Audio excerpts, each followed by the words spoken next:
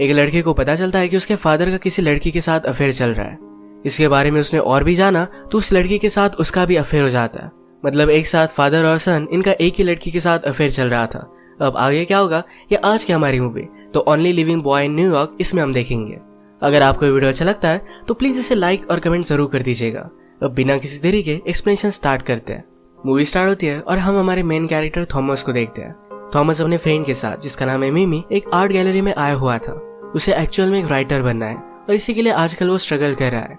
उसकी family rich है, उसके फादर पब्लिशिंग में काम करते हैं पर फिर भी उनसे वो हेल्प नहीं लेना चाहता। थॉमस मिमी से बहुत प्यार करता है पर मिमी का ऑलरेडी एक बॉयफ्रेंड है।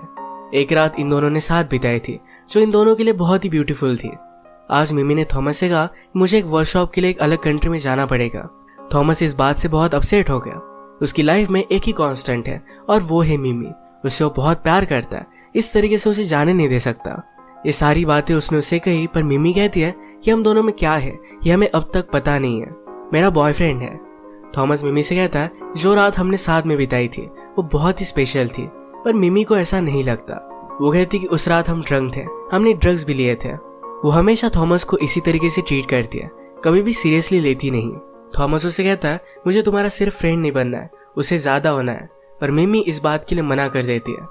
थॉमस इस तरीके से अपनी फीलिंग्स जताने के बाद भी मिमी का फ्रेंड नहीं रह सकता था। ये बात उसने मिमी से कही तो इस बात से वो अपसेट हो गए।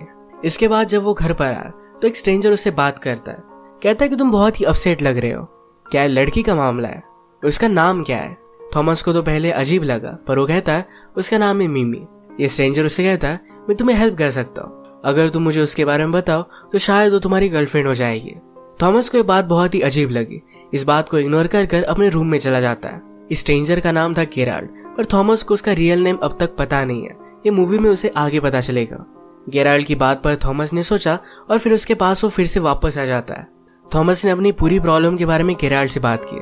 गेराल्ड उसे कहता है कि तुम दोनों की एज बहुत ही कम है, इस एज में आदमी बहुत ही सस्पिशियस होता है। तुम अगर उसके लाइफ से जरा दूर जाने लग गए तो उसे तुम्हारी कमी महसूस होगी और फिर वो तुम्हारे पास आ जाएगी। थॉमस को ये बात समझ में नहीं आती और इसको इग्नोर कर देता है। आज रात थॉमस अपने फैमिली के साथ डिनर कर रहा था क्योंकि उसकी मदर ने उसे इंसिस्ट किया था। उसकी मदर का नाम है जूडिथ। वो हमें जूडिथ के बारे में बताता है कि उसके लिए फैमिली बहुत ही इंपॉर्टेंट है। अगर फैमिली टूट गई तो बहुत ही ज्यादा बिखर जाएगी। जूडिथ को बहुत सारे मेंटल हेल्थ इश्यूज भी थे। थॉमस के फादर का नाम है ईथन। थॉमस इस तरीके से अकेला रहता है, उनसे कुछ भी सपोर्ट नहीं लेता। ये बात ईथन को अच्छी नहीं लगती। थॉमस भी अपने फादर ईथन को बहुत ज्यादा हेट करता है। एक रात जब थॉमस मिमी के साथ एक शो देखने के लिए गया हुआ था तब उसने अपने फादर ईथन को किसी और लड़की के साथ देखा।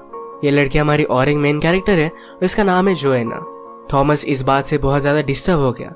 वो अपनी मदर के लिए वरी करता है, अगर मदर को पता चला तो बहुत ज्यादा हर्ट हो जाएगी। अगले दिन थॉमस ईथन के साथ लंच करता है। यहाँ पर उन्हें कन्फ्रंट करने वाला था पर कुछ भी बोल नहीं पाता।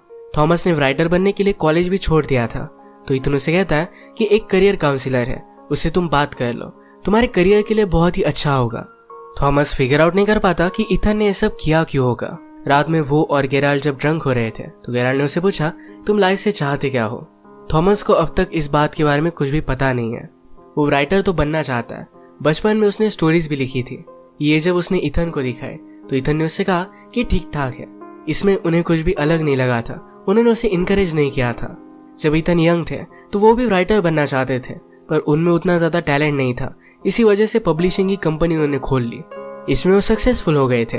नेक्स्ट सीन में हम देखते हैं कि थॉमस देखना चाहता था कि क्या ईथन जोएना से फिर से मिलता है। वो ईथन के ऑफिस के सामने नजर रखता है तो वहां से जोएना निकली तो उसका वो पीछा करने लग गया। एक दिन जोएना का पीछा करते करते थॉमस ने उसे रोक लिया। जोएना कहती कि मुझे पता है कि तुम कौन हो। वो फिर उसे लंच के लिए लेकर गए। थॉमस पूछता है कि तुम दोनों को एक साथ कितना टाइम हो गया। मेरे फादर मैरिड है, तुम दोनों में कुछ भी फ्यूचर नहीं है, वो कभी भी मेरी मदर को नहीं छोड़ेंगे। जोएना कहती कि तुम्हारी मदर और फादर की रिलेशनशिप के बारे में तुम्हें कुछ भी पता नहीं है। शायद तुम्हारी मदर तुम्हारे फादर से डिस्टिंक्ट है। कभी कभी लोग जो नहीं चाहते वो भी करते रहते हैं। फॉर एग्जाम्पल अब तुम मुझसे मिल रहे हो और तुम मेरे साथ इंटीमेट होना चाहते हो। थॉमस को ये बात बहुत ही अजीब लगी। वो कहता है कि ऐसा कुछ भी नहीं है। वो गुस्से में यहाँ से चला गया। नेक्स्ट सीन में थॉमस जब अपनी मदर के साथ था तो मदर उसे कहती है तुम ही मेरी लाइफ का एक तारा हो। वर्ल्ड में सबसे ज्यादा थॉमस से ही प्यार करती है। थॉमस उसे सब कुछ सच बताना चाहता था पर कुछ भी बोल नहीं पाता। नेक्स्ट डे थॉमस फिर से जोएना से मिलने के लिए गया। उसे कहता है कि जैसा तुम्हें लग रहा है ऐसा कुछ भी नहीं है, प्लीज मेरे फादर से मिलना बंद कर दो। जोएना को किसी भी तरीके की कमिटमेंट अच्छी नहीं लगती है। इथन ने अभी अभी उससे कहा था कि उससे शादी करेगा, इस बात से वो डिस्टर्ब थी। जो भी कुछ चल रहा है इसके बारे में थॉमस गेराल्ड को बताता है। गेराल्ड ने उसे पूछा, क्या जोएना तुम्हें अच्छी लगती है? थॉमस पहले इस बात को मना करता है, पर गेराल्ड के प्रेस करने के बाद थॉमस ने इस बात को एडमिट किया। नेक्स्ट सीन में हम देखते हैं कि इथन के ऑफिस की पार्टी थी, वहां पर थॉमस को भी इन्वाइट किया गया था। आज वो यहाँ मिमी के साथ आया। वो नोटिस करता है कि जोएना भी एक मिलीनियर के साथ यहाँ पर आई हुई है। अकेले में उसने उससे बात की, कहा उस मिलीनियर ने तुम्हें इस रात के कितने पैसे दिए? क्या तुम सब कुछ सिर्फ पैसों के लिए करते हो? जोएना को इस पर गुस्सा आ गया। इन दोनों में फाइट होने लग गई और फाइट में ही एक दूसरे को किस कर लेते हैं। इसके बाद ये दोनों एक दूसरे के साथ इंटीमेट हो गए थे। एक दिन थॉमस ने गेराल्ड को उसने जो भी लिखा हुआ है ये पढ़ने के लिए दिखाया। गेराल्ड उसे कहता है कि ये बहुत ही अमेजिंग है, तुम एक अच्छे राइटर बन सकते हो। थॉमस कहता है कि अब मुझे लगने लग गया है कि शायद मैं जोएना से प्यार करता हूँ। गेराल्ड ने उसे समझाया कि कई बार आपको जो प्यार लगता है वो अलग चीज होती है, हमेशा हमारा दिल सही नहीं होता। अगले दिन इथन ने थॉमस को अपने ऑफिस में कुछ बात करने के लिए बुलाया हुआ था। थॉमस को लग रहा था कि शायद उसके और जोएना के बारे में इथन को पता चल गया है। इथन कहता है, तुम मुझे कुछ बता नहीं रहे हो, तुम्हारी करियर काउंसलर के साथ अपॉइंटमेंट थी, तुम गए ही नहीं। थॉमस कहता है कि मुझसे गलती होगी, मैं कुछ ना कुछ तो कर लूंगा। थॉमस जब घर पर आया तो गेराल्ड अपने रूम में नहीं था। वहां पर उसने गेराल्ड की बुक देखी। अभी उसे गेराल्ड का नाम सही तरीके से पता चला। उस पर रिसर्च करने के बाद उसे पता चलता है गेराल्ड एक बहुत ही अच्छा राइटर है। उसने अब तक 12 बुक्स लिखी हुई है। आजकल गेराल्ड थॉमस के बारे में बुक लिख रहा था। थॉमस को अच्छा लगता है कि गेराल्ड को उसकी राइटिंग पसंद आई। एक दिन थॉमस ने नोटिस किया कि जोएना अभी इथन से मिल रही है।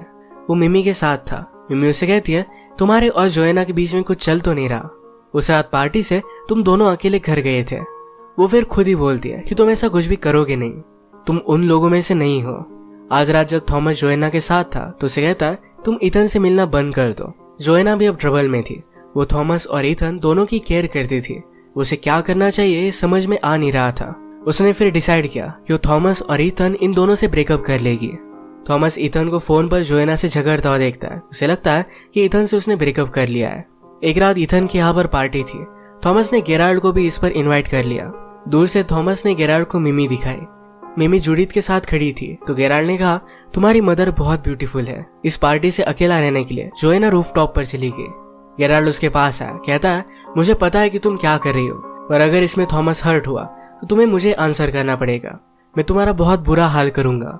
जोएना को बहुत ही अनकंफर्टेबल लगता है। वो यहाँ से जा रही थी तभी थॉमस उसके पास आ गया। जोएना यहाँ पर उससे भी ब्रेकअप कर लेती है।